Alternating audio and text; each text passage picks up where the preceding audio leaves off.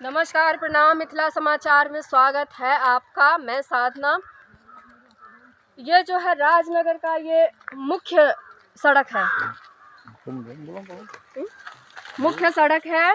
और ये सड़क इतनी जर्जर है कि आप देख ही सकते हैं कि यहाँ आने जाने वाले पथिक की क्या दुर्दशा होती होगी जाते आते time.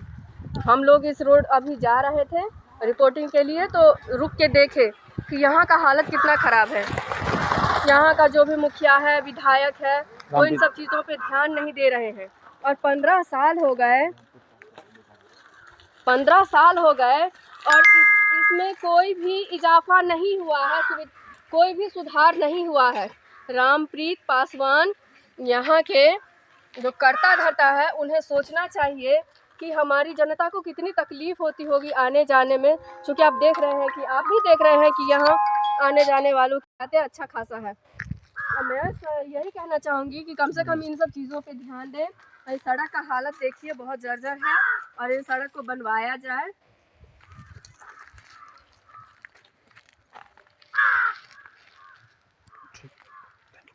Thank you very much. नमस्कार।